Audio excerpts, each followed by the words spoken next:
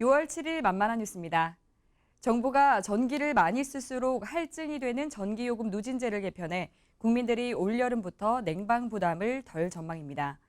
산업통상자원부는 지난 3일 서울 프레스센터에서 전기요금 누진제 개편안 토론회를 갖고 누진제를 완화 또는 폐지하는 등 3개 방안을 공개했는데요. 작년 말부터 민관 누진제 태스크포스가 검토해 이날 처음으로 내놓은 3개 대안은 작년 임시 할인처럼 현행 3단계 누진제 구조를 유지하되 구간을 늘리는 방안과 3단계 누진제를 2단계로 줄이는 방안, 그리고 누진제를 폐지하는 1단계 단일화 등입니다. 산업부는 작년에는 한시적으로 7, 8월에만 요금을 완화하는 임시 조치였다면 이번에는 3가지 방안 중 하나로 한전 전기요금 약관을 개정해 누진제 개편을 제도화하는 특징이 있다고 말했습니다. 이날 토론회에서는 소비자단체와 학계 등 전문가들이 각 대안별 장단점을 논의했는데요. 첫 번째 방안인 누진 구간 확장안은 누진 체계를 현행처럼 3단계로 유지하되 여름철에만 별도로 누진 구간을 늘리는 방식입니다. 작년 한시 할인 방식을 상시화하는 것으로 할인 대상은 지난해와 같습니다. 작년 사용량을 기준으로 봤을 때 전체적으로 가장 많은 1,629만 가구가 월 1,142원의 할인을 받게 됩니다. 두 번째 누진 단계 축소안은 여름철에만 누진 3단계를 2단계로 축소하는 방안입니다.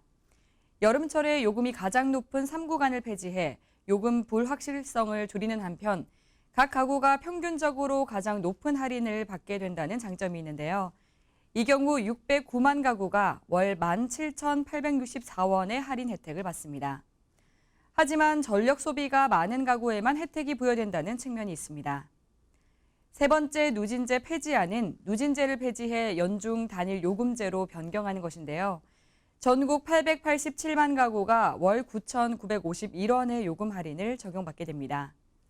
이 경우 누진제를 상시 폐지하는 안으로 누진제 논란을 근본적으로 해소할 수 있지만 전기를 적게 쓰는 1구간 가구는 요금을 인상하는 반면 전기를 많이 쓰는 3구간 가구는 요금이 인하돼 형평성 문제가 불거질 수 있습니다.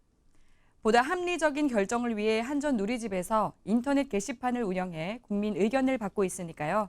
많은 참여 바랍니다. 다음 소식입니다.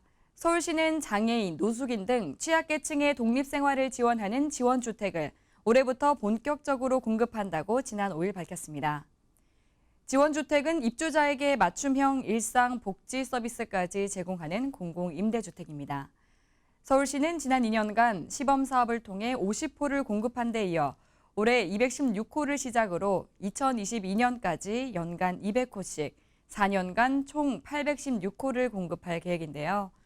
올해 공급 물량은 노숙인 100호, 장애인 60호, 65세 이상 노인 40호, 정신질환자 16호입니다. 주택은 원룸이나 다세대 주택 형태로 공급됩니다. 입주자는 시세 30% 수준의 임대료로 최장 20년까지 거주하며 심리치료, 투약관리, 각종 생활지원 등 맞춤형 서비스를 함께 받을 수 있습니다. 이 밖에 자세한 사항은 웰페어 뉴스 홈페이지와 장애인신문, 복지TV 뉴스를 통해 확인할 수 있습니다.